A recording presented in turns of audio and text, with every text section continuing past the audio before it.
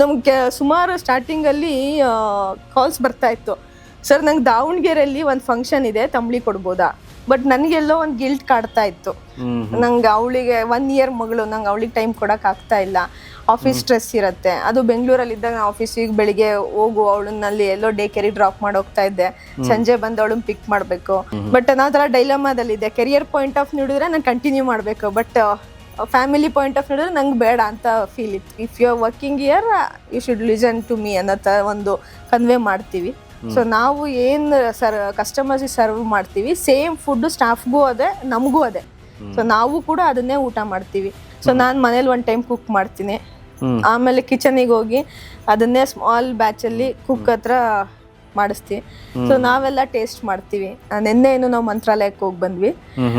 ಮಂತ್ರಾಲಯದಲ್ಲಿ ನಮ್ಮ ತಂಬಳಿ ಮನೆನ ಗುರುತಿಸಿ ಪರಿಮಳ ಪ್ರಶಸ್ತಿ ಕೊಟ್ಟರು.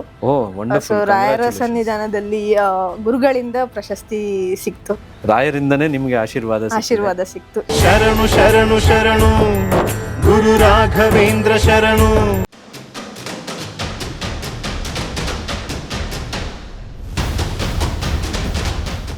ಸೊ ನೀವು IT ಫೀಲ್ಡ್ಗೆ ಹೋಗಿದ್ರಿ.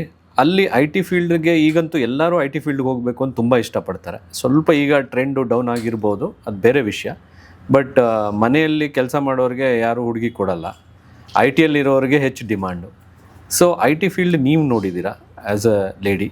ಸೊ ಅದು ಎಷ್ಟು ಸುಲಭ, ಎಷ್ಟು ಕಷ್ಟ, ಅಲ್ಲಿಯ ಒಂದು ನಿಮ್ಮ ಅನುಭವಗಳೇನು? IT-ಯಲ್ಲಿ ನಂಗೆ ಅಷ್ಟು ಎಲ್ಲೂ ತುಂಬ ಆಸ್ ಎ ಲೇಡಿ ಅಥವಾ ಮೆನ್ ಅಂತ ಆ ಥರ ಡಿಸ್ಕ್ರಿಮಿನೇಷನ್ ನಾನು ಎಲ್ಲೂ ಫೀಲ್ ಮಾಡಿಲ್ಲ. ಡಿಸ್ಕ್ರಿಮಿನೇಷನ್ ಇರಲಿಲ್ಲ. ಎಲ್ಲೂ ಆ ಥರ ಡಿಸ್ಕ್ರಿಮಿನೇಷನ್ ಫೀಲ್ ಮಾಡಿಲ್ಲ. ಜರ್ನಿ ಹೇಗಿರುತ್ತೆ ಅಂದರೆ ಅದೇ again depends on particular person. ಅಲ್ಲೇ ಗ್ರೋತ್ ಇರಲೇಬೇಕು, ನಾವು ಅಪ್ ಟು ಡೇಟ್ ಆಗ್ತಾನೆ ಇರಬೇಕು. ಈಗ ನೀವು ಹೇಳಿದ್ರಿ ಈಗ ಟ್ರೆಂಡ್ ಕಡಿಮೆ ಆಗ್ತಿದೆ, ಯಾಕೆಂದರೆ ಮಾರ್ಕೆಟ್ ಎಕ್ಸ್ಪೆಕ್ಟೇಷನ್ ಜಾಸ್ತಿ ಇದೆ. ಸೊ ನಾವು ಎಷ್ಟು ಆಲ್ವೇಸ್ ಲರ್ನಿಂಗ್ ಮೋಡಲ್ಲೇ ಇರಲೇಬೇಕು. ಓಕೆ, ನನ್ನ ಜಾಬ್ ಸಿಕ್ತು, ನಂದು ಸೆಟ್ಲ್ ಆಗ್ಬಿಡ್ತು, ನಾನು ಇನ್ನು ಸ್ಮೂತ್ ವರ್ಕ್ ಮಾಡ್ಕೊಂಡು ಹೋಗ್ತೀನಿ ಅಂತ ಆಗಲ್ಲ. ಸೊ ಅಲ್ಲಿ ಟೆಕ್ನಾಲಜಿ ಆಗಲಿ ಕಲಿತಾನೆ ಇರಬೇಕು, ಅಥವಾ ಡೊಮೈನ್ ನಾಲೆಡ್ಜು. ಈ ಸ್ವಲ್ಪ ಒಂದು ಡೊಮೈನಲ್ಲಿ ಇರ್ತೀವಿ, ನೆಕ್ಸ್ಟ್ ಇನ್ನೊಂದು ಡೊಮೈನಿಗೆ ಶಿಫ್ಟ್ ಆಗ್ತೀವಿ. ಸೊ ಆ ಡೊಮೈನ್ ನಾಲೆಡ್ಜು ಬೇಕಾಗತ್ತೆ. ಸೊ ಕಂಟಿನ್ಯೂಸ್ ಅಂತ ಲರ್ನಿಂಗ್ ಪ್ರೊಸೆಸ್ಸಲ್ಲೇ ಇರಬೇಕಾಗತ್ತೆ. ಲರ್ನಿಂಗ್ಗೆ ಚಾಲೆಂಜಸ್ಸಿಗೆ ಓಪನ್ ಇರೋರಿಗೆ ಯಾವ ಕಷ್ಟನೂ ಆಗಲ್ಲ ಅನ್ಸುತ್ತೆ. ಸೊ ಈಗ ಒಂದು 15 ವರ್ಷ ಮಾಡಿದ್ರ ನೀವು IT-ಯಲ್ಲಿ? ಅರೌಂಡ್ 12 ಇಯರ್ಸ್ ಮಾಡಿದ್ರಿ ನೀವು IT-ಯಲ್ಲಿ. ಆಮೇಲೆ ನೀವು ಕೋವಿಡ್ ಟೈಮಲ್ಲಿ ಊರಿಗೆ ಹೋದಾಗ ನಿಮಗೆ ಈ ತಂಬಳಿ ಮನೆ ಮಾಡಬೇಕು ಅನ್ನೋ ಒಂದು ಇದು ಬಂತು. ಅದು ಯಾಕೆ ಬೋರ್ ಆಗೋಯ್ತು IT ಬಿಟ್ಬಿಡೋಣ? ಯಾಕೆಂದರೆ IT-ಯಲ್ಲಿ ದುಡ್ಡಿದೆ, ಅದನ್ನೆಲ್ಲ ಬಿಟ್ಟು ಸಡನ್ನಾಗಿ ಏನೋ ಒಂದು ಇನ್ವೆಸ್ಟ್ಮೆಂಟ್ ಮಾಡಿ ನಾನಿದು ಸ್ಟಾರ್ಟ್ ಮಾಡಬೇಕು ಅನ್ನೋದು ಫಸ್ಟ್ ಆಸೆ ಬಂದಿದ್ದು ಯಾರಿಗೆ, ನಿಮ್ಗ ಅಥವಾ ಪ್ರಶಾಂತ್ ಕಾರ್ತಿಕ್ ಅವ್ರಿಗೆ? ಕಾರ್ತಿಕ್ ಅವ್ರಿಗೆ ಥಾಟ್ ಸ್ಟಾರ್ಟ್ ಆಯ್ತು. ನನಗೂ ಹೇಗಾಗಿತ್ತಂದ್ರೆ, ನಂಗೆ ಮಗಳು ಹುಟ್ಟಿದ್ಮೇಲೆ ನಂಗೆ 1 ಇಯರ್ ಗ್ಯಾಪ್ ತಗೊಂಡೆ. ಸೊ ರೀಜಾಯಿನ್ ಆದೆ. ಬಟ್ ನನಗೆಲ್ಲೋ ಒಂದು ಗಿಲ್ಟ್ ಕಾಡ್ತಾ ಇತ್ತು. ನಂಗೆ ಅವಳಿಗೆ 1 ಇಯರ್ ಮಗಳು, ನಂಗೆ ಅವಳಿಗೆ ಟೈಮ್ ಕೊಡೋಕೆ ಆಗ್ತಾ ಇಲ್ಲ, ಆಫೀಸ್ ಸ್ಟ್ರೆಸ್ ಇರುತ್ತೆ. ಅದು ಬೆಂಗಳೂರಲ್ಲಿದ್ದಾಗ ನಾನು ಆಫೀಸಿಗೆ ಬೆಳಿಗ್ಗೆ ಹೋಗು, ಅವಳನ್ನಲ್ಲಿ ಎಲ್ಲೋ ಡೇ ಕೇರಿಗೆ ಡ್ರಾಪ್ ಮಾಡಿ ಹೋಗ್ತಾ ಇದ್ದೆ, ಸಂಜೆ ಬಂದು ಅವಳನ್ನ ಪಿಕ್ ಮಾಡಬೇಕು. ಬಂದಮೇಲೆ ಆ ಜರ್ನಿ, ಟ್ರಾವೆಲ್ ಸ್ಟ್ರೆಸ್ಸು. ಸೊ ಬಂದು ಮತ್ತೆ ಮನೇಲಿ ಅಡುಗೆ ಮಾಡು ಅಥವಾ ಅವಳನ್ನ ನೋಡು. ಸೊ ಇದೊಂಥರ ಎಲ್ಲೋ ನಂಗೆ ಬ್ಯಾಲೆನ್ಸಿಂಗಲ್ಲಿ ಸ್ವಲ್ಪ ಕಷ್ಟ ಆಗ್ತಿತ್ತು. ನಮ್ಮ ಬ್ಯುಸಿ ಲೈಫಲ್ಲಿ ಮಕ್ಳಿಗೆ ಬೇಕಾಗಿರೋ ಟೈಮ್ ಕೊಡೋಕೆ ಆಗ್ತಿಲ್ಲ ಅಂತ ಗಿಲ್ಟ್ ಕಾಡ್ತಾ ಇತ್ತು. ಸೊ ನಾನು ಕೊನೆಗೆ ಓಕೆ, ಇಲ್ಲ ನಾನು ಇನ್ನೊಂದು ಇಯರ್ ಬ್ರೇಕ್ ತೊಗೊಂಡ್ಬಿಡ್ತೀನಿ ಅಂತೇಳಿ ಮತ್ತೆ 1 ಇಯರ್ ಎಕ್ಸ್ಟ್ರಾ ಒಂದು 3 ಮಂತ್ಸ್ ಮಾಡಿ ವರ್ಕು ಮತ್ತೆ ಬ್ರೇಕ್ ತೊಗೊಂಡೆ. ಸೊ 1 ಇಯರ್ ಲೀವ್ ತೊಗೋತೀನಿ ಅಂತ ಆ್ಯಕ್ಚುಲಿ ನನ್ನ ಮ್ಯಾನೇಜರ್ ಹತ್ರ ತುಂಬ, ನಾನು ರೀಜಾಯಿನ್ ಆಗೋವಾಗ ಅವ್ರ ಹತ್ರ ಡಿಸ್ಕಸ್ ಮಾಡಿ, ಇಲ್ಲ ನನ್ನ ಕೆರಿಯರ್ ಚೇಂಜ್ ಬೇಕು, ನಾನು ಹೊಸ ಡೊಮೈನ್ ಸೈಡ್ ಮೂವ್ ಆಗ್ತೀನಿ, ಡೆವಲಪರ್ ಸೈಡ್ ಬೇಡ ಅಂತ ಡಿಸ್ಕಸ್ ಮಾಡಿ ಅವ್ರು ನಂಗೆ ಇನ್ಫ್ಲೂಯೆನ್ಸ್ ಮಾಡಿ. ಯಾಕೆಂದರೆ ಇಮಿಡಿಯೇಟ್ ಯಾರಿಗೂ ಕೊಡಲ್ಲ, ಅದು ಬ್ರೇಕಿಂದ ಬಂದ ತಕ್ಷಣ ಡೊಮೈನ್ ಚೇಂಜಿಗೆ ಕೊಡಲ್ಲ. ಸೊ ನಾನು ಅವ್ರ ಜೊತೆ ವರ್ಕ್ ಮಾಡಿದ್ದು ಮ್ಯಾನೇಜರ್ ಆಗಿದ್ರಿಂದ ಓಕೆ, ಡೊಮೈನ್ ನಾಲೆಡ್ಜ್ ಇದೆ ಅವಳಿಗೆ, she can cope up with a new role ಅಂತೇಳಿ ಅವರು ನನ್ನ ಮೇಲೆ ನಂಬಿಕೆ ಇಟ್ಟು ಜಾಬ್ ಕೊಟ್ಟಿದ್ರು ಒಂದು ರೋಲು. ಸೊ ಅವ್ರ ಹತ್ರ ಮಾತಾಡಿದೆ, ಇದೇನು ಈಗ 3 ಮಂತ್ಸ್ ಆಯಿತು ಜಸ್ಟ್, ಆಲ್ರೆಡಿ ಕೆಲವೊಂದು ಟ್ರಾವೆಲ್ ಪ್ಲಾನ್ಸ್ ಎಲ್ಲ ಮಾಡಿದ್ರು ನೆಕ್ಸ್ಟ್ ನ್ಯೂ ಪ್ರಾಜೆಕ್ಟ್ಸಿಗೆ ಅಂತೆಲ್ಲ ತೊಗೊಂಡು. ಸೊ ಈಗ ಬ್ರೇಕ್ ತೊಗೊಂಡ್ರೆ ಹೇಗೆ, ಮತ್ತೆ ನಿನ್ನ ಕೆರಿಯರಿಗೆ ಮತ್ತೆ ಅದೊಂದು ಸ್ವಲ್ಪ ಬ್ರೇಕ್ ಆಗಿಬಿಡುತ್ತೆ, ಬೇಡ ಹೇಳಿದ್ರು. ಬಟ್ ನಾನು ಥರ ಡೈಲಮಾದಲ್ಲಿದ್ದೆ. ಕೆರಿಯರ್ ಪಾಯಿಂಟ್ ಆಫ್ ನೋಡಿದ್ರೆ ನಾನು ಕಂಟಿನ್ಯೂ ಮಾಡಬೇಕು, ಬಟ್ ಫ್ಯಾಮಿಲಿ ಪಾಯಿಂಟ್ ಆಫ್ ನೋಡಿದ್ರೆ ನಂಗೆ ಬೇಡ ಅಂತ ಫೀಲ್ ಇತ್ತು. ಸೊ ಕಾರ್ತಿಕ್ ಇಲ್ಲ, ಇಟ್ಸ್ ಅಪ್ ಟು ಯು, ನಿನಗೆ ಹೇಗೆ ಅನ್ಸುತ್ತೆ ಹಂಗೆ ಡಿಸೈಡ್ ಮಾಡು. It's not like okay job ಬೇಕೇ ಬೇಕು ಅಥವಾ ಮನೇಲಿ ಇರಲೇಬೇಕು ಅಂತೆಲ್ಲ. ಸೊ ನಿನಗೆ ಹೇಗೆ ಕಂಫರ್ಟ್ ಇದೆ ಅಂತ. ಸರಿ ಅಂತ ನಾನು ಬ್ರೇಕ್ ತೊಗೊಂಡೆ. ನಾನು ಮ್ಯಾನೇಜರ್ಗೆ ಇಲ್ಲ ಸರ್ ಅದೇನು ರಿಸ್ಕ್ ಬರುತ್ತೆ ನೋಡೋಣ, ನೆಕ್ಸ್ಟ್ ನಾನು ವಾಪಸ್ ಬರೋವಾಗ ನೀವು ಯಾವ ರೋಲ್ ಕೊಡ್ತೀರಿ ಅವಾಗ ನಾನು ಡಿಸ್ಕಸ್ ಮಾಡೋಣ, ಆಗಿನ ನನ್ನ ಇಂಟರ್ವ್ಯೂ ಮಾಡಿಕೊಂಡು ನೀವು ಯಾವ್ದು ಕೊಡ್ತೀರಿ ನೋಡಿ ತೊಂದರೆ ಇಲ್ಲ, ಬಟ್ ನಂಗೆ ಈಗ ಬ್ರೇಕ್ ಬೇಕೇ ಬೇಕು ಅಂತ 1 year ಬ್ರೇಕ್ ತೊಗೊಂಡೆ. ಬ್ರೇಕ್ ಮುಗಿಸ್ಕೊಂಡು ಮತ್ತೆ 1 year ಆದಮೇಲೆ ರೀಜಾಯಿನ್ ಆದೆ. ಜಸ್ಟ್ ಒಂದು 4 months ರೀಜಾಯಿನ್ ಆಗಿದ್ದು ಕೋವಿಡ್ ಸ್ಟಾರ್ಟ್ ಆಯಿತು. ಅದಾದಮೇಲೆ ವರ್ಕ್ ಫ್ರಮ್ ಹೋಮ್ ಕೊಟ್ಟರು. ನಂತರ ವರ್ಕ್ ಫ್ರಮ್ ಹೋಮ್ ಸ್ಟಾರ್ಟ್ ಆದಮೇಲೂ ಮಾನಿಟರ್ಸ್ ಅನ್ನೋಕ್ಕೆ ಶುರುವಾಯಿತು. ಊರಲ್ಲೇ ಇದ್ವಿ, ಬೆಳಗ್ಗೆ 9 ಗಂಟೆಗೆ ಎಲ್ಲ ಕೆಲಸ ಮುಗಿಸ್ಕೊ, ಲಾಗಿನ್ ಆಗೋ, ಸಿಸ್ಟಮ್ ಮುಂದೆ ಕುತ್ಕೋಬೇಕು, ಸಂಜೆ 6 ಗಂಟೆ. ಅದು ನಂದು ಬ್ಯಾಂಕ್ ಡೊಮೈನ್ ಆಗಿದ್ದಕ್ಕಾಗಿ European bank, so European shift ಇರ್ತಾ ಇತ್ತು ಕೆಲವು ಸಲ. 12 o'clock 12:30 ಲಾಗಿನ್ ಆಗ್ತಾ ಇದ್ದೆ, 10:30 ಲಾಗೌಟ್ ಇರ್ತಾ ಇತ್ತು. ನನ್ನ ಮಗಳು ಸ್ಕೂಲ್ಗೆ ಹೋಗಕ್ಕೆ ಸ್ಟಾರ್ಟ್ ಮಾಡಿದ್ಲು, ಅವಳು 3:30 ಮನೆಗೆ ಬರ್ತಾಳೆ. ನಾನು ಬೆಳಿಗ್ಗೆ ಫ್ರೀ ಇರ್ತಾ ಇದ್ದೆ, ಅವಳು ಬರೋ ಟೈಮಿಗೆ ಬ್ಯುಸಿ ಆಗ್ಬಿಡ್ತಿದ್ದೆ. ಯುರೋಪಿಯನ್ ಶಿಫ್ಟ್ ಅಥವಾ US shift grave yard shift ಅಂತ ಕರೀತಾರೆ. ಅಟ್ಲೀಸ್ಟ್ ಯುರೋಪಿಯನ್ ಶಿಫ್ಟ್ ಸಮೋ ಮ್ಯಾನೇಜ್ ಮಾಡ್ಬೋದು, ನಮ್ದು 10:30 ಲಾಗೌಟ್ ಆಗ್ತೀವಿ. But US shift is completely night shift ತರ ಇರುತ್ತೆ. ಸೊ ನಂಗೆ ಅವಳು ಮನೆಗೆ ಬಂದ್ಮೇಲೆ ಓಕೆ ಅವಳಿಗೆ ಟೈಮ್ ಕೊಡು, ಆ ಟೈಮಲ್ಲಿ ವರ್ಕ್ ಬ್ರೇಕ್ ತಗೋತಿದ್ದು. ಫ್ಲೆಕ್ಸಿಬಿಲಿಟಿ ಇತ್ತು, ನೀವು ಕಂಟಿನ್ಯೂಸ್ ವರ್ಕ್ ಮಾಡಲೇಬೇಕು, ನೀವು ಯಾಕೆ ಅವೈಲೇಬಲ್ ಇಲ್ಲ ಅನ್ನೋ ಥರ ಏನಿರಲಿಲ್ಲ, ಫ್ಲೆಕ್ಸಿಬಿಲಿಟಿ ಇತ್ತು. ನಾನು ಅವಳು ಬಂದಾಗ ಅವಳಿಗೆ ಕೊಡೋ ಟೈಮಲ್ಲಿ ಬ್ರೇಕ್ ತಗೋತಾ ಇದ್ದೆ. ಕೊನೆಗೆ ಅವಳನ್ನ ಮಲಗಿಸಿದ್ಮೇಲೆ 9:30 ಮೇಲೆ ಮತ್ತೆ ಕನೆಕ್ಟ್ ಆಗ್ತಾ ಇದ್ದೆ. ಸೊ ನನ್ನ ಡೇ ವರ್ಕ್ ಏನಿತ್ತು, ನನ್ನ ಪ್ಲ್ಯಾನ್ಡ್ ವರ್ಕ್ ಎಲ್ಲ ಮುಗಿಸಿ ಕ್ಲೋಸ್ ಮಾಡಿ ಮಲ್ಗೋತಿ 12:30 ಆಗ್ತಿತ್ತು. ಸೊ ನಂಗೆ ಅದೊಂಥರ ಮಾನಿಟರ್ನೆಸ್ ಅನ್ನಿಸ್ತು. ಸೊ ಇಷ್ಟೆಲ್ಲ ಸ್ಟ್ರೆಸ್ ತಗೊಂಡು ಏನಕ್ಕೆ ಮಾಡ್ತಿದ್ದೀವಿ, ಏನಕ್ಕೆ ಹಂಗಾದ್ರೆ ಈ ಟೈಮಲ್ಲಿ ಆಲ್ರೆಡಿ ರಾಗರೇನ್ ಸ್ಟಾರ್ಟ್ ಆಗಿತ್ತು. ಸೊ ನಾನು ಕಾರ್ತಿಕ್ ಹೇಳ್ದೆ, ಹಂಗೆ ನಾನು ಈ ಸುಮ್ಮನೆ ಸ್ಟ್ರೆಸ್ ತೊಗೊಂಡು ಟೈಮ್ ಈ ಥರ ಮ್ಯಾನೇಜ್ ಮಾಡ್ಕೊಂಡು ಮಾಡೋದ್ಕಿಂತ ನಾನು ಕಂಪ್ಲೀಟ್ ಇದ್ರ ಕಡೆ ಫೋಕಸ್ ಮಾಡ್ಬೋದು ಅಂತೇಳಿ. ಸರಿ ಹಂಗಿದ್ರೆ ಅಟ್ಲೀಸ್ಟ್ ಕಂಪ್ಲೀಟ್ ಫೋಕಸ್ ಮಾಡೋರು ಒಬ್ರು ಇದ್ರೆ ಬೆಟರ್ ಅಂತೇಳಿ. ಪ್ರಶಾಂತ್ ಇದ್ರು ಮುಂಚೆಯಿಂದ, ಬಟ್ ನಾವಿಬ್ರು ಕಂಪ್ಲೀಟ್ ಇನ್ವಾಲ್ವ್ಮೆಂಟ್ ಇರಲಿಲ್ಲ. ಸೊ ನಾನು ಆ ಟೈಮಲ್ಲಿ ಕ್ವಿಟ್ ಮಾಡಿ ಕಂಪ್ಲೀಟ್ ರಾಗ್ರೆನ್ಯೂಸ್ ಕಡೆ ಮೂವ್ ಆದೆ. ಸೊ ಅವಾಗ ತಂಬಳಿ ಮನೆದೆಲ್ಲ ಪ್ರೀ ಪ್ಲಾನಿಂಗ್ ಸ್ಟಾರ್ಟ್ ಆಯಿತು. ಈಗ ಅವರು ಕಾರ್ತಿಕ್ ಅವರು ಕಂಪ್ಲೀಟ್ ಆಗಿ ಈ ಕಡೆ ಬರಬೇಕು ಅಂದಾಗ ನಿಮ್ಮ ಅತ್ತೆ ಮಾವ ಇಲ್ಲ ನಿಮ್ಮ ಮನೆ ಕಡೆ ಮೇಜರ್ಲಿ ಅತ್ತೆ ಮಾವ ಅವರು ಯಾವ ರೀತಿ ಅವ್ರದ್ದು ರಿಯಾಕ್ಷನ್ ಇತ್ತು, ಅವ್ರದ್ದೆಲ್ಲ ಸಪೋರ್ಟ್ ಇತ್ತಾ, ಹೇಗೆ ನಿಮಗೆಲ್ಲ? ಯಾಕೆಂದರೆ ನೀವು ಅವ್ರಿಗೆ ಸಪೋರ್ಟ್ ಮಾಡ್ತಾಯಿದ್ರಿ. ಅವಾಗ ಏನಾಗುತ್ತೆ ಅಂದರೆ ಯೂಶ್ವಲಾಗಿ ಮನೆಯಲ್ಲಿ ಏನಾದರೂ ಮಾಡಬೇಕು ಅಂತ ಗಂಡ ಅಂದ್ಕೊಂಡಾಗ ಹೆಂಡತಿ ಅದಕ್ಕೆ ಓಕೆ ಅಂದರೆ ಸಪೋರ್ಟ್ ಮಾಡ್ತಾರೆ, ಇಲ್ಲ ಅಂದರೆ ಸಪೋರ್ಟ್ ಮಾಡಿರಲಿಲ್ಲ, ನೀವು ಮಾಡಿ ನಾನು ಇದನ್ನು ನೋಡ್ತೀನಿ ಅಂತ. ಸೊ ನೀವು ಅವ್ರಿಗೆ ಸಪೋರ್ಟ್ ಮಾಡಿದಾಗ ನಿಮ್ಮ ಮನೆ ಕಡೆಯಿಂದ ಯಾವ ರೀತಿ ರಿಯಾಕ್ಷನ್ ಇತ್ತು? ಆ್ಯಕ್ಚುಲಿ ಇನಿಷಿಯಲಿ ಸ್ಟಾರ್ಟ್ ಮಾಡೋವಾಗಲೇ ಸಪೋರ್ಟಿವ್ ಇರಲಿಲ್ಲ. ಅವ್ರು ತುಂಬ ಟೆನ್ಷನಲ್ಲಿದ್ದರು. ಅವ್ರು ನನ್ನನ್ನು ಕರೆದೆ, ಅವನು ಒಪ್ತಾ ಇಲ್ಲ, ನಾವು ಹೇಳಿದ್ದು ನೀನಾದರೂ ಹೇಳು, ಬೇಡ ಬಿಸ್ನೆಸ್ ಸ್ಟಾರ್ಟ್ ಮಾಡೋದು, IT ಸೆಟ್ಲ್ ಆಗಿದ್ದೀರಿ, ಒಳ್ಳೆ ಸ್ಯಾಲ್ರಿ ಇದೆ, ಏನಕ್ಕೆ ರಿಸ್ಕ್ ತೊಗೋತೀರಿ ಅಂತ. ಬಟ್ ನಾನು ಅವನಿಗೆ ಸಪೋರ್ಟಿವ್ ಆಗಿದ್ದೆ. ಇಲ್ಲ ಏನೋ ಒಂದು ಮಾಡಬೇಕು ಅಂತ ಒಂದು ಗೋಲ್ ಇಟ್ಕೊಂಡಿದ್ದಾರೆ, ಅಚೀವ್ ಮಾಡಬೇಕು ಅಂತ ಹೋಗಿರೋಣ, ಯಾಕೆ ತಡಿಯೋಣ, ಮಾಡಲಿ, ಸಪೋರ್ಟ್ ಮಾಡೋಣ, ಅವರು ನೋಡೋಣ.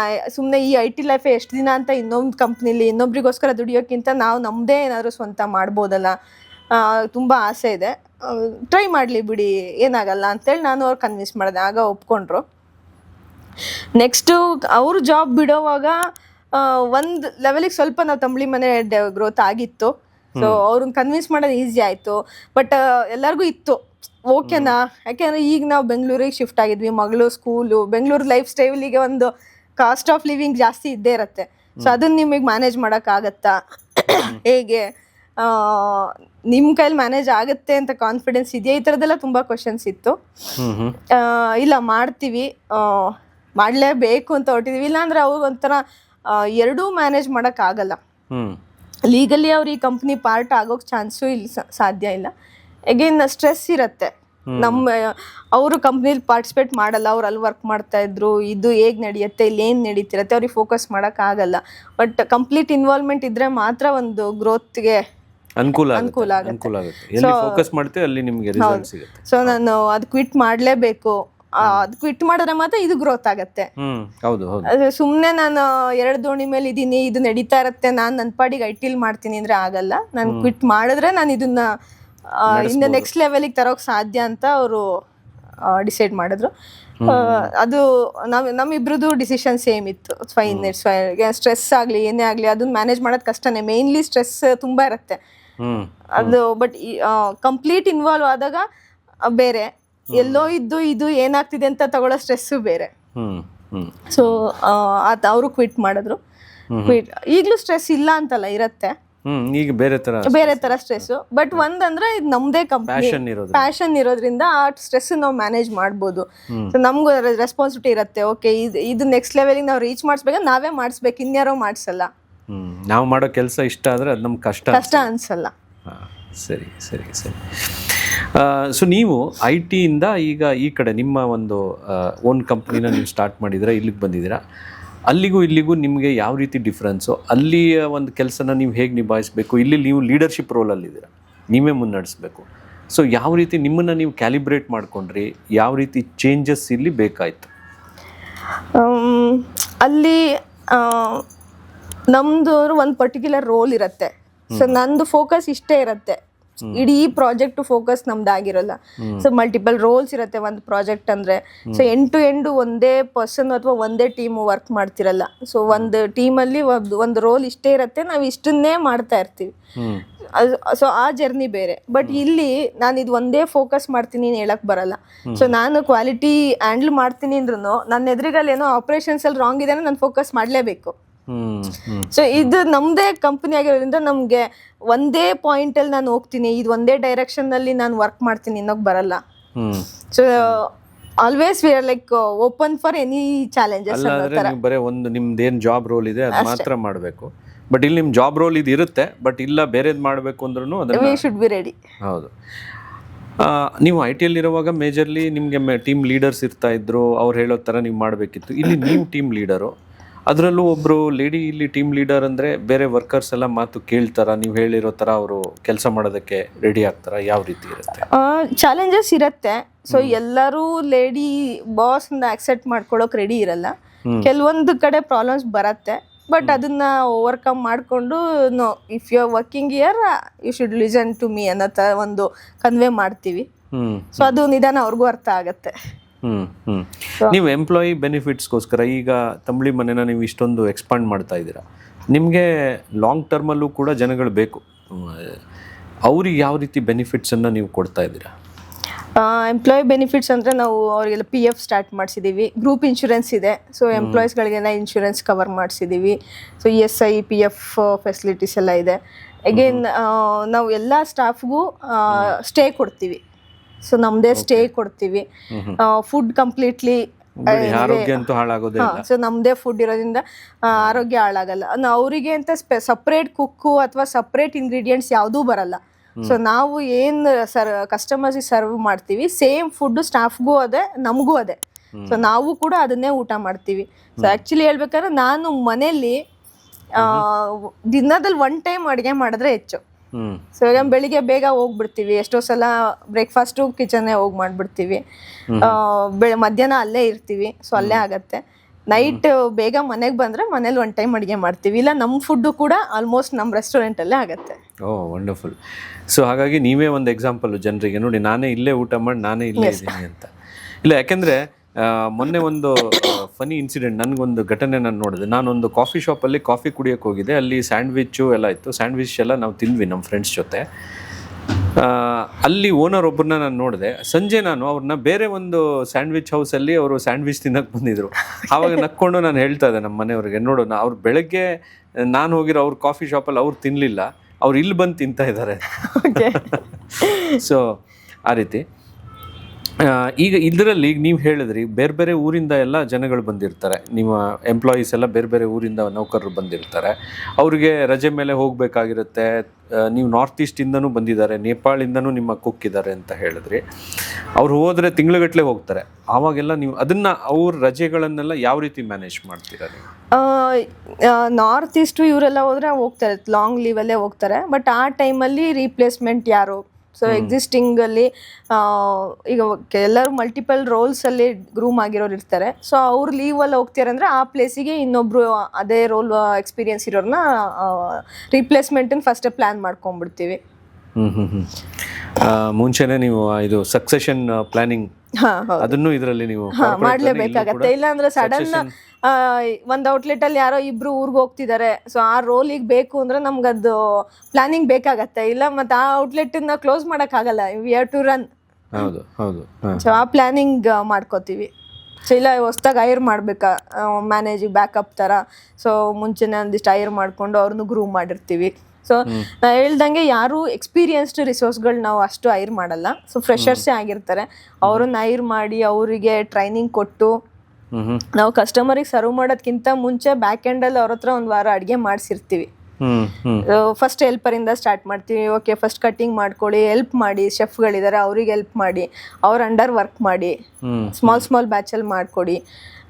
ಓಕೆ ಆಮೇಲೆ ಇಂಡಿಪೆಂಡೆಂಟ್ ಆಗಿ ವರ್ಕ್ ಮಾಡಿ ಹೇಗೆ ಬರುತ್ತೆ. ಸೊ ಕಂಪ್ಲೀಟ್ ಆಗಿ ಒಂದು ವ್ಯವಸ್ಥಿತವಾದ ಒಂದು ಮಾರ್ಗದಲ್ಲಿ ಇದು ಹೋಗ್ತದೆ, ಅಂದ್ರೆ ಪ್ಲಾನ್ಡ್ ವೇ ಅಲ್ಲಿ ತಗೊಂಡು ಹೋಗ್ತಾ ಇದ್ದೀರಾ. ಸೊ ನಾವೀಗ ಯಾವುದೋ ಒಂದು ಹೊಸ ರೆಸಿಪಿ ಸೆಟ್ ಮಾಡಿದ್ರು ಅಷ್ಟೇ, ನಾನು ಫಸ್ಟ್ ಮನೇಲಿ ಟ್ರೈ ಮಾಡ್ತೀನಿ ಒಂದು ರೌಂಡು. ಸೊ ಅದನ್ನ ಯಾಕಂದ್ರೆ ಒಂದೇ ಅಡುಗೆನ ನೂರಾರು ವಿಧದಲ್ಲಿ ಮಾಡ್ಬೋದು. ಒಬ್ಬೊಬ್ರು ಮನೇಲಿ ಒಂದೊಂದ್ ತರ ಮಾಡ್ತಾರೆ, ಅದು ಒಂದೊಂದು ರೀಜನಲ್ಲಿ ಒಂದೊಂದ್ ತರ ಮಾಡ್ತಾರೆ.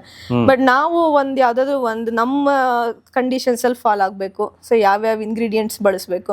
ಸೊ ಕೆಲವೊಂದು ಫುಡ್ಡಿಗೆ ಗ್ರೀನ್ ಚಿಲ್ಲಿನಿಂದನೇ ಎಕ್ಸ್ಟ್ರಾ ಟೇಸ್ಟ್ ಇರುತ್ತೆ, ಬಟ್ ನಾವು ಗ್ರೀನ್ ಚಿಲ್ಲಿ ಬಳಸಲ್ಲ. ಸೊ ಹಾಗಾಗಿ ಒಂದು ಟೈಮ್ ನಾವು ರೆಸಿಪಿ ಕುಕ್ ಮಾಡಿ ಓಕೆ ಇದು ಹೇಗ್ ಬಂತು ರಿಸಲ್ಟ್, ಓಕೆ ಇದನ್ನೇ ಫಾಲೋ ಮಾಡ್ಬೇಕಾ ಅಥವಾ ಸ್ವಲ್ಪ ಚೇಂಜಸ್ ಮಾಡ್ಕೋಬೇಕಾ. ಸೊ ನಾನು ಮನೇಲಿ ಒಂದು ಟೈಮ್ ಕುಕ್ ಮಾಡ್ತೀನಿ, ಆಮೇಲೆ ಕಿಚನಿಗೆ ಹೋಗಿ ಅದನ್ನೇ ಸ್ಮಾಲ್ ಬ್ಯಾಚ್ ಅಲ್ಲಿ ಕುಕ್ ಹತ್ರ ಮಾಡಿಸ್ತೀವಿ. ಸೊ ನಾವೆಲ್ಲ ಟೇಸ್ಟ್ ಮಾಡ್ತೀವಿ. ಮನೆಯ ಮೊದಲ ಪಾಠಶಾಲೆ. ನಾವೆಲ್ಲರೂ ಟೇಸ್ಟ್ ಮಾಡ್ತೀವಿ. ಸೊ ನಮ್ಮ ಪಾರ್ಟ್ನರ್ ಕಾರ್ತಿಕ್ ಇರ್ತಾರೆ, ನಾವು ಮತ್ತು ಮ್ಯಾನೇಜರ್ಸ್ಗಳು ಎಲ್ಲರೂ ಕಿಚನ್ ಅಲ್ಲಿರೋರೆಲ್ಲ ಟೇಸ್ಟ್ ಮಾಡ್ತೀವಿ. ಸೊ ಎಲ್ಲರೂ ಓಕೆ ಇದರಲ್ಲಿ ಇದನ್ನ ಸ್ವಲ್ಪ ಜಾಸ್ತಿ ಮಾಡ್ಬೋದು, ಸೊ ಈ ಟೇಸ್ಟ್ ಬೇಡ ಇನ್ನೊಂದು ಚೂರು ಟ್ಯೂನ್ ಮಾಡೋಣ. ಸೊ ಈ ಥರ ಟ್ಯೂನ್ ಮಾಡಿ ಒಂದು ರೆಸಿಪಿ ಸೆಟ್ ಮಾಡ್ತೀವಿ. ಸೊ ಒಂದು ರೆಸಿಪಿ ನಾವು ಸರ್ವ್ ಮಾಡೋದಕ್ಕಿಂತ ಮುಂಚೆ ಸೊ ಅಲ್ಲೊಂದು ಲಾಂಗ್ ಪ್ರೊಸೆಸ್ ಆಗಿರುತ್ತೆ, trial and error, tasting. Then again fix ಆದಮೇಲೂ ಕೂಡ ರೆಸಿಪಿ ಅದು ಸ್ಮಾಲ್ ಬ್ಯಾಚ್ ಆಗಿರುತ್ತೆ, ಅದನ್ನ ಅಗೇನ್ ಬಿಗ್ ಬ್ಯಾಚಲ್ಲಿ ಒಂದು 2-3 ಸಲ ಟ್ರೈ ಮಾಡ್ತೀವಿ. So finally okay it's coming in the expected way ಅಂತ ಅಂದಾಗ ಮಾತ್ರ ಸೊ ಮೆನುಗೆ ಆ್ಯಡ್ ಮಾಡ್ತೀರಾ. ಓಕೆ, ಈಗ ರುಚಿ ಮೇಲೆ ತುಂಬ ಜನ ಫೋಕಸ್ ಮಾಡ್ತಾರೆ. ಎಷ್ಟೋ ಒಂದು ಇವತ್ತು ನಮ್ಮ ಹೋಟೆಲ್ಗಳು ಅಲ್ಲಿ ಇಲ್ಲಿ ಎಲ್ಲ ರುಚಿಗಳ ಮೇಲೇ ನಡೀತಾ ಇದೆ. ಸೊ ಆ ರೀತಿ ಈ ಹೋಟೆಲ್ ಚೈನ್ಗಳ ಜೊತೆ ನೀವು ಹೇಗೆ ಕಾಂಪೀಟ್ ಮಾಡ್ತೀರಾ ಈ ಒಂದು ಲೈನಲ್ಲಿ? ತಂಬಳಿ ಅಥವಾ ಈ ರೀತಿ ಒಂದು ಸೌಮ್ಯ ಸ್ವಭಾವದ ಪದಾರ್ಥಗಳನ್ನು ಇಟ್ಕೊಂಡು ಆರೋಗ್ಯಕ್ಕೆ ಇದು ಒಳ್ಳೆಯದು, ಬಟ್ ತುಂಬ ಜನಕ್ಕೆ ಇವತ್ತು ಆರೋಗ್ಯಕ್ಕಿಂತ ಹೆಚ್ಚು ರುಚಿನೂ ಬೇಕು. ಇಲ್ಲ, ಆ್ಯಕ್ಚುಲಿ ಕೋವಿಡ್ ಬಂದ ಮೇಲಿಂದ ಸ್ವಲ್ಪ ಟ್ರೆಂಡ್ ಚೇಂಜ್ ಆಗಿದೆ. ಟೇಸ್ಟ್ ಜೊತೆ ಹೆಲ್ತ್ ಈಸ್ ಆಲ್ಸೋ ಮೇನ್ ಅಂತ ತುಂಬ ಜನಕ್ಕೆ ಅರ್ಥ ಆಗಿದೆ.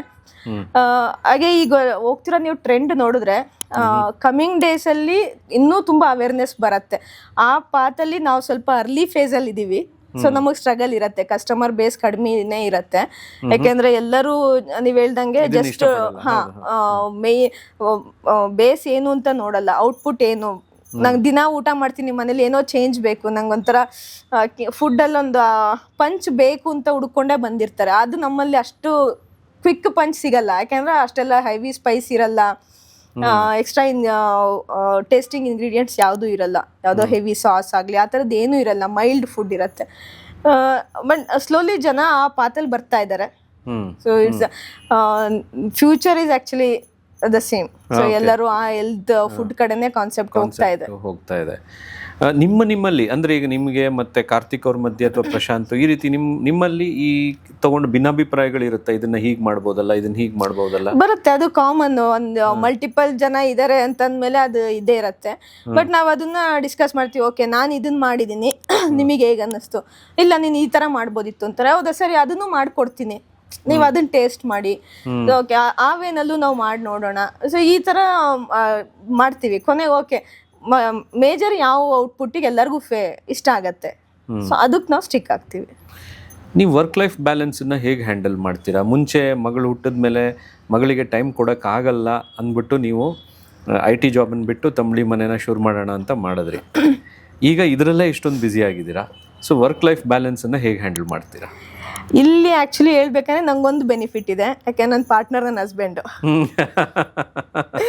ಸೊ ಮ್ಯಾನೇಜಿಂಗ್ ಡೈರೆಕ್ಟರ್ ನೀವು ಹೇಳ್ದಾಗ ಕೇಳ್ತಾ ಅಂದರೆ ನಾನು ಆ್ಯಕ್ಚುಲಿ ನನ್ನ ಮಗಳು ಸ್ಕೂಲಿಂದ 3:30 ವಾಪಸ್ ಬರ್ತಾಳೆ. ಸೊ ನಂದು ವರ್ಕ್ ಮೇಯ್ನ್ ನಾನು ಆಫೀಸ್ಗೆ ಹೋಗ್ಬೇಕಂದ್ರೆ ಮಾರ್ನಿಂಗಿಂದ 3:30 ಅಷ್ಟೇ ನಂದು ಆಫೀಸ್ ವರ್ಕ್ ಟೈಮು. ಸೊ ನಾನು 3:30 ವಾಪಸ್ ಬಂದ್ಬಿಡ್ತೀನಿ. ಅದಾದ್ಮೇಲೆ ಹೇಗಿದ್ರು ಓವರ್ ದ ಕಾಲ್ ಏನಾದ್ರು ಕೋಆರ್ಡಿನೇಷನ್ ಇದ್ರೆ ಆ ಸ್ಟಾಫ್ ನಾನು ಎನಿ ಟೈಮ್ ಕಾಂಟ್ಯಾಕ್ಟ್ ಮಾಡ್ತಾರೆ. ಇನ್ವೆಂಟ್ರಿ ಮ್ಯಾನೇಜ್ ಮಾಡ್ತೀನಿ. ಅದೇ ಹೇಗಿದ್ರು ಸಿಸ್ಟಮ್ ಅಲ್ಲಿ ತಂದಿದೀವಿ, ಸೊ ಎಲ್ಲ ಆಪ್ ಬೇಸ್ಡ್ ಅಲ್ಲಿ ಇರತ್ತೆ. ಸೊ ಸಿಸ್ಟಮ್ ವರ್ಕ್ಸ್ ಗಳಿದ್ರೆ ಮ್ಯಾನೇಜ್ ಮಾಡ್ತೀನಿ. ಸೊ ನಾನು 3:30 ಮೇಲೆ ನನ್ನ ಮನೇಲೆ ಏನ್ ಕೆಲಸ ಸೊ ನನ್ನ ಫ್ಲೆಕ್ಸಿಬಲ್ ಟೈಮ್ ಅಲ್ಲಿ ನಾನು ವರ್ಕ್ ಮಾಡ್ತೀನಿ. ಮತ್ತೇನ ಅವ್ರು ಜಾಸ್ತಿ ಕೋಪ ಮಾಡ್ರೆ ನೀವು ಅವ್ರಿಗೆ ಹೇಳಂಗೂ ಇಲ್ಲ, ನೀವು ಆಚೆ ಊಟ ಮಾಡ್ಕೊಂಡ್ ಬನ್ನಿ ಅಂತ. ಯಾಕೆಂದ್ರೆ ಅದು ಆಚೆನೂ ನಿಮ್ ಊಟನೇ ಅಲ್ಲ, ಅದಾಗೆ ಆಗತ್ತೆ. ಅವ್ರು ನಿನ್ ಮನೇಲಿ ಬೆಳಿಗ್ಗೆ ಕೆಲವೊಂದ್ ದಿನ ನಾನು ಲೇಟ್ ಆಗಿ ಆಫೀಸ್ಗೆ ಹೋಗ್ತೀನಿ ಅಂತ ಮನೇಲಿ ಕೂತಿರ್ತೀನಿ. ಅಡಿಗೆ ಮಾಡ್ತೀಯಾ ಹೇಳ್ತಾರೆ, ಸ್ಟಾರ್ಟ್ ಮಾಡ್ತೇನೆ. ನೀನ್ ಸ್ಟಾರ್ಟ್ ಮಾಡತ್ತಿಗೆ ನಂದು ಮೀಟಿಂಗ್ಸ್ ಗಳು ಸ್ಟಾರ್ಟ್ ಆಗಿರುತ್ತೆ ಅಂತ ಹೋಗ್ಬಿಡ್ತಾರೆ. ಯಾಕೆಂದ್ರೆ ಅವ್ರಿಗೆ ಕಾನ್ಫಿಡೆನ್ಸ್ ಇದೆ, ಒಳ್ಳೆ ಊಟ ಸಿಗತ್ತೆ, ನೀನ್ ಮಾಡಿದ್ರೆ ನಂಗೆ ಕಿಚನ್ ಅಲ್ಲಿ ಅದೇ ಹೇಳ್ತೇನೆ. ಸೊ ಮನೆ ಊಟಕ್ಕೆ ಅಂತ ಅವ್ರು ಡಿಪೆಂಡ್ ಆಗಿಲ್ಲ ಈಗ. ಸೊ ಕಿಚನ್ ಅಲ್ಲೂ ನಾನು ಸೆಟ್ ಮಾಡ್ಸಿರೋ ರೆಸಿಪೀಸೇ ಆಗಿರೋದ್ರಿಂದ ಸೊ ಅವರು ಬೆಳಿಗ್ಗೆ ಎಲ್ಲ ಆನ್ ಟೈಮ್ ರೆಡಿ ಆಗಿಲ್ಲ ಅಂದ್ರೆ ಹೋಗಿ ಅಲ್ಲಿ ಊಟ ಮಾಡ್ಕೊಂಡ್ಬಿಡ್ತಾರೆ. ವಂಡರ್ಫುಲ್. ಸೊ ಈಗ ನೀವು ಶೂನ್ಯದಿಂದ ಪ್ರಾರಂಭ ಮಾಡಿ ಇಲ್ಲಿವರೆಗೆ 9 ಶಾಖೆಗಳನ್ನು ನೀವು ಈಗ ತಗೊಂಡ್ಬಂದಿದ್ದೀರಾ, ಅಲ್ಲಿವರೆಗೆ ನೀವು ಇಟ್ಟಿದ್ದೀರಾ. ಇನ್ನು ಮುಂದಿನ ನಿಮ್ಮ ಯೋಜನೆಗಳೇನು?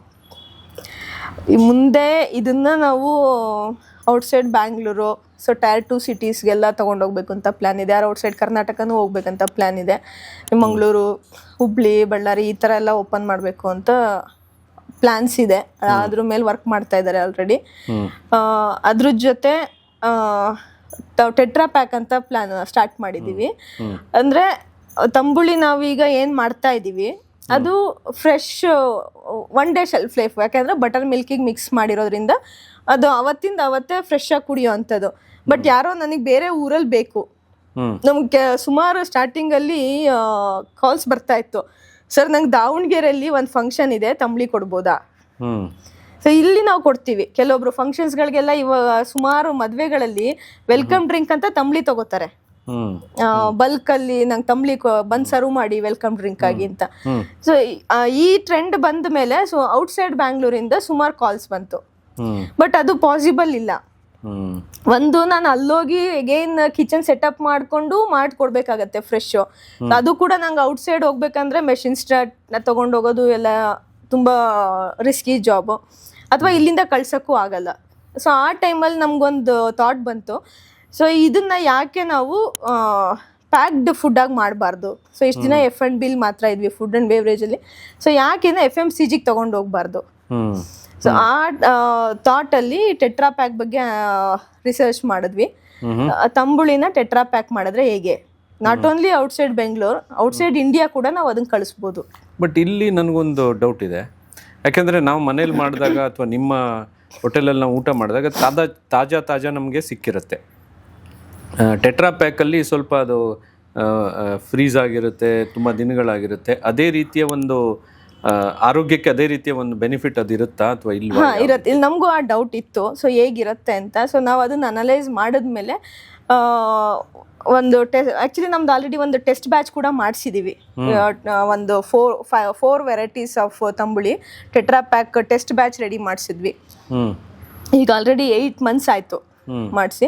ಸೊ ಅದರಲ್ಲಿ UHT ಪ್ರೋಸೆಸ್ ಅಂತ ಮಾಡ್ತಾರೆ, ಅಲ್ಟ್ರಾ ಹೀಟ್ ಟ್ರೀಟ್ಮೆಂಟ್ ಅಂತ. ಸೊ ಅದು ಹೇಗೆ ಅಂದರೆ ಒಂದು ಪಾಯಿಂಟಲ್ಲಿ ಟೆಂಪ್ರೇಚರ್ ಇನ್ಕ್ರೀಸ್ ಮಾಡಿ ಇಮಿಡಿಯೇಟ್ ಕೂಲ್ ಡೌನ್ ಮಾಡ್ತಾರೆ. ಸೊ ಅದರಲ್ಲಿರೋ ಬ್ಯಾಕ್ಟೀರಿಯಾಸು ಕಿಲ್ ಆಗತ್ತೆ. ಸೊ ಆಮೇಲೆ ಅದೊಂಥರ ಕ್ವಾರಂಟೈನ್ ಲೆವೆಲಿಗೆ ಬಂದ್ಬಿಡತ್ತೆ, ಅದರಲ್ಲಿ ಯಾವ ಬ್ಯಾಕ್ಟೀರಿಯಾಸು ಗ್ರೋ ಆಗಲ್ಲ.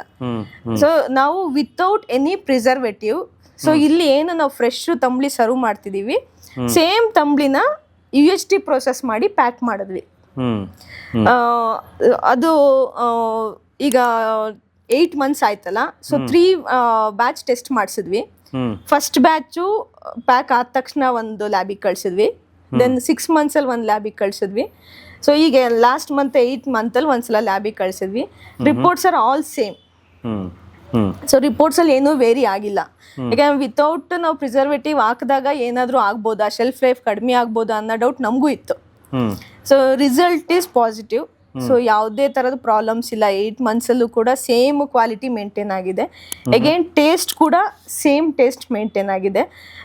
ಒಂದಂದರೆ ನಮಗೆ ನಾವು ಪ್ರಿಸರ್ವೇಟಿವ್ ಹಾಕೋದಿಲ್ಲಲ್ಲ, ಸೊ ಅದು ಸೆಟ್ಲ್ ಆಗತ್ತೆ. ಪ್ಯಾಕಲ್ಲಿ ಒಂದೇ ಕಡೆ ಇರೋದ್ರಿಂದ ಸಾಲಿಡ್ ಪಾರ್ಟ್ಸ್ ಎಲ್ಲ ಸ್ವಲ್ಪ ಸೆಟ್ಲ್ ಆಗಿರುತ್ತೆ. So we have to shake well. ಈಗ ನಾವು ಮನೇಲಿ ಮಜ್ಜಿಗೆ ಮಾಡಿಟ್ರೆ ಹೇಗಾಗತ್ತೆ ಹೇಳಿ, ಮೇಲ್ ನೀರಿರತ್ತೆ, ಕೆಳಗೆ ತಿಕ್ಕಾಗಿರೋ ಮಜ್ಜಿಗೆ ಎಲ್ಲ ಕೂರುತ್ತಲ್ಲ, ಸೊ ಆ ತರ ಆಗತ್ತೆ ನಮ್ದು. ಯಾಕೆಂದ್ರೆ ಅದ್ರಲ್ಲಿ ಯಾವ್ದು ಬೈಂಡಿಂಗ್ ಏಜೆಂಟ್ ಇಲ್ಲ. ಸೊ ನಾವು ಏನಾದ್ರೂ ಎಕ್ಸ್ಟ್ರಾ ಆಡ್ ಮಾಡಿದ್ರೆ ಅದು ಆ ಬೈಂಡಿಂಗ್ ಏಜೆಂಟ್ ಕೊಡುತ್ತೆ, ಅದು ಪಾರ್ಟಿಕಲ್ ಸಪರೇಟ್ ಆಗಲ್ಲ. ಬಟ್ ನಾವೇನು ಆಗದೆ ಇರೋದ್ರಿಂದ ಸಪರೇಟ್ ಆಗತ್ತೆ. ಸ್ವಲ್ಪ ವಾಟರ್ ಸಪ್ರೇಟು, ಇದು ಸಪ್ರೇಟ್ ಆಗಿ ಸೆಟ್ಲ್ ಆಗಿ ಕೂತಿರುತ್ತೆ. ಸೊ ಕುಡಿಯೋದಕ್ಕಿಂತ ಮುಂಚೆ ತುಂಬಾ ಶೇಕ್ ಮಾಡಿ ಕುಡಿಬೇಕಾಗತ್ತೆ. ಅಂದ್ರೆ ಅದು ನ್ಯಾಚುರಲ್ ಆಗಿ ಫೀಲ್ ಕೊಡುತ್ತೆ. ಅಂತ. ಸೊ ಅದು ಬ್ಯಾಚ್ ಟೆಸ್ಟ್ ಬ್ಯಾಚ್ ಕೂಡ ನಮ್ದು ಬಲ್ಕ್ ಬ್ಯಾಚೇ ಬಂದಿತ್ತು. ಸುಮಾರು ಕಡೆ ಅದನ್ನೆಲ್ಲ ಇವೆಂಟ್ಸ್ಗಳಿಗೂ ಸಪ್ಲೈ ಕೊಟ್ವಿ. ಸೊ ಒಳ್ಳೆ ರೆಸ್ಪಾನ್ಸ್ ಬಂತು. ಈ ಕೇಟರಿಂಗು ಮಾಡ್ತೀರಾ ನೀವೀಗ? ಬೆಂಗಳೂರಲ್ಲಿ ಎಲ್ಲ ಸಮಾರಂಭಗಳಿಗೆ ನಮ್ಮ ಮಲೆನಾಡಿನವರಿಗೆಲ್ಲ ತಂಬಳಿ ಮತ್ತೆ ಈ ರೀತಿ ಊಟ ಇಲ್ದೇನೆ ಆಗೋದೇ. ಸೊ ಎಲ್ಲ ಕಡೆ ನೀವು ಕ್ಯಾಟ್ರಿಂಗು ಮಾಡ್ತಾ ಇದೀವಿ. ಈ ಸ್ವೀಟ್ಸ್ ಎಲ್ಲ ನೀವೀಗ ನ್ಯಾಚುರಲ್ ಆಗಿ ಮಾಡೋದಕ್ಕೆ ಪ್ರಯತ್ನ ಪಡ್ತಾ ಇದ್ದೀವಿ. ಸ್ವೀಟ್ಸ್ ನಾವು ಆಕ್ಚುಲಿ ಬೆಲ್ಲ ಯೂಸ್ ಮಾಡ್ತೀವಿ. ಊರ್ ಕಡೆ ಸಿಗುತ್ತೆ ಡಬ್ಬಿ ಬೆಲ್ಲ, ಜೋನಿ ಬೆಲ್ಲ ಅದ ಹೇಳ್ತಲ್ಲ, ಸೊ ಅದನ್ನೇ ತರಿಸ್ತೀವಿ. ಸೊ ನಮ್ ಕಂಪ್ಲೀಟ್ ಫುಡ್ಡಿಗೂ ಬಳಸೋದು ಅದೊಂದೇ ಬೆಲ್ಲ. ಶುಗರ್ ನಾವು ಬಳಸಲ್ಲ.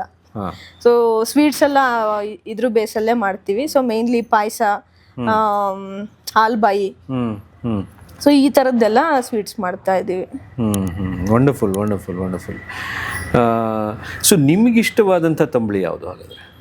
ನನಗೆ ಲೆಮನ್ ಗ್ರಾಸ್ ಇಷ್ಟ. So it's very fresh feel ಕೊಡುತ್ತೆ. ಅದು ಸಮ್ಮರಲ್ಲಿ ಹೊರಗಿಂದ ಬಂದ ತಕ್ಷಣ ಲೆಮನ್ ಗ್ರಾಸ್ ಕುಡಿದ್ರೆ ಆ ಫೀಲ್ ಗೊತ್ತಾಗತ್ತೆ, ಫ್ರೆಶ್ನೆಸ್. ಈಗ ಒಂದು ಚಿಕ್ಕ ರ್ಯಾಪಿಡ್ ಫೈರ್ ಮಾಡೋಣ. ನಿಮಗೆ ಇಷ್ಟವಾದಂಥ ವ್ಯಕ್ತಿ? ಕಾರ್ತಿಕ್. ನಿಮಗೆ ಇಷ್ಟವಾದಂಥ ನಟ? ಪುನೀತ್ ರಾಜ್ಕುಮಾರ್. ನಿಮಗೆ ಇಷ್ಟವಾದಂಥ ಸಿನಿಮಾ? ಆ್ಯಕ್ಚುಲಿ ನಾನು ಶಾರುಖ್ ಖಾನ್ ಬಿಗ್ ಫ್ಯಾನ್ ಆಗಿದ್ದೆ. So Shahrukh Khan movies are best for me. ನಿಮಗೆ ಇಷ್ಟವಾದಂಥ ಸಿನಿಮಾ ಹಾಡು?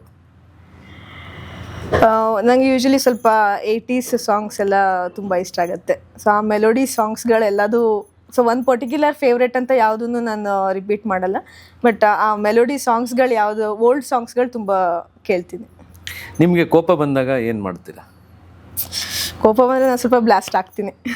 ಯಾರ ಮೇಲೆ ಹೆಚ್ಚು ಕೋಪ ಮಾಡ್ಕೋತೀರಾ? ಸಮ್ಟೈಮ್ಸ್ ನನ್ನ ಆಫೀಸಲ್ಲೂ ನಂಗೆ ಕೋಪ ಬಂದರೆ ತುಂಬ, ನಾನು ಹೇಳಿದ ಮೆಥಡಲ್ಲಿ ವರ್ಕ್ ಆಗ್ತಿಲ್ಲ ಅಂದರೆ ಎದುರಿಗಿದ್ದವ್ರ ಮೇಲೂ ನಾನು ಬ್ಲಾಸ್ಟ್ ಆಗಿರೋದಿದೆ. ಇಲ್ಲ ಯೂಶಲಿ ಮನೇಲಿ ಇರ್ತಾರಲ್ಲ ಅಪ್ಪ ಮಗಳ ಮೇಲೆ ಸ್ವಲ್ಪ ಬ್ಲಾಸ್ಟ್ ಆಗ್ತೀನಿ. ಎಷ್ಟು ಪ್ರಕಾರದ ತಂಬಳಿಗಳನ್ನು ಇಲ್ಲಿವರೆಗೆ ನೀವು ಕಂಡುಹಿಡಿದಿದ್ದೀರಾ? 55 to 60. ನಿಮ್ಮ ಪ್ರಕಾರ ಎಷ್ಟು ಪ್ರಕಾರದ ತಂಬಳಿಗಳಿದೆ? Can't give a count. More than 1000 maybe we can make, because ಎಲ್ಲ ಸೊಪ್ಪುಗಳಲ್ಲಿ, ತರಕಾರಿಗಳಲ್ಲಿ, ಕಾಳುಗಳಲ್ಲಿ ಎಲ್ಲದರಲ್ಲೂ ಮಾಡ್ಬೋದು. ನೀವು ರಿಲ್ಯಾಕ್ಸ್ ಆಗೋದಕ್ಕೆ ಏನು ಮಾಡ್ತೀರಾ? ನಂದು ಮನೆಯಲ್ಲಿ ಕುಕ್ಕಿಂಗ್ ಮಾಡ್ತೀನಿ, ಇಲ್ಲ ಚಿಕ್ಕ ಪುಟ್ಟ ಕ್ರಾಫ್ಟು ಅಥವಾ ಮಗಳಿಗೆ ಏನಾದರೂ ಮಾಡಿಕೊಡೋದು, ಈ ಥರದ್ರಲ್ಲಿ ಸ್ಪೆಂಡ್ ಮಾಡ್ತೀನಿ. Super, wonderful. ಸೊ ತುಂಬ ಚೆನ್ನಾಗಿ ನಾವು ನಿಮ್ಮ ಜೊತೆ ಮಾತಾಡಿದ್ವಿ. ಇನ್ನೇನಾದರೂ ನೀವು ಹೇಳೋದಕ್ಕಿದ್ರೆ, ನಿಮ್ಗನ್ಸಿದ್ರೆ ಏನೋ ಶೇರ್ ಮಾಡ್ಕೋಬೇಕು ಅನ್ನೋಕ್ಕಿದ್ರೆ ನೀವು ಶೇರ್ ಮಾಡ್ಬೋದು. Actually just one thing to share ಅಂದರೆ, ನಿನ್ನೆ ಏನು ನಾವು ಮಂತ್ರಾಲಯಕ್ಕೆ ಹೋಗಿ ಬಂದ್ವಿ. ಮಂತ್ರಾಲಯದಲ್ಲಿ ನಮ್ಮ ತಂಬಳಿ ಮನೆಯನ್ನ ಗುರುತಿಸಿ ಪರಿಮಳ ಪ್ರಶಸ್ತಿ ಕೊಟ್ಟರು. ಸೊ ರಾಯರ ಸನ್ನಿಧಾನದಲ್ಲಿ ಗುರುಗಳಿಂದ ಪ್ರಶಸ್ತಿ ಸಿಕ್ತು. ರಾಯರಿಂದನೇ ನಿಮಗೆ ಆಶೀರ್ವಾದ ಸಿಕ್ತು. ತುಂಬ ಸಂತೋಷ.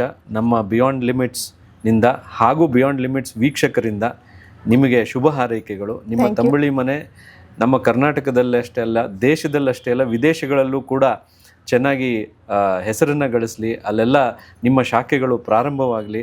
ನಾವು ಎಲ್ಲೋದ್ರೂ ತಂಬಳಿ ಮನೆಯಲ್ಲೇ ಊಟ ಮಾಡೋ ಥರ ಆಗಲಿ ಅಂತ ನಮ್ಮ ಹಾರೈಕೆ. ನಮ್ಮ ಕಾರ್ಯಕ್ರಮಕ್ಕೆ ಬಂದಿದ್ದಕ್ಕೆ ತುಂಬ ತುಂಬ ಧನ್ಯವಾದಗಳು. Thank you so much.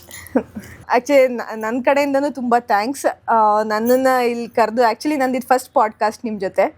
So ನನಗೂ ನರ್ವಸ್ನೆಸ್ ಇತ್ತು ಹೇಗೆ ಆಗ್ಬೋದು ಅಂತ, ಬಟ್ ನೀವು ಆ ಕಂಫರ್ಟ್ನೆಸ್ ನಂಗೆ ಇಲ್ಲಿ ಸಿಕ್ತು. ತುಂಬ ಥ್ಯಾಂಕ್ಸ್ ಕರೆದಿದ್ದಕ್ಕೆ. ಧನ್ಯವಾದಗಳು. Thank you so much. ಮತ್ತೆ ನಿಮ್ಮ ಶಾಖೆಗಳು ಬೆಳೆದ ಮೇಲೆ ಬನ್ನಿ, ಮತ್ತೆ ಕರಿತೀವಿ ನಿಮ್ಮನ್ನು. Thank you.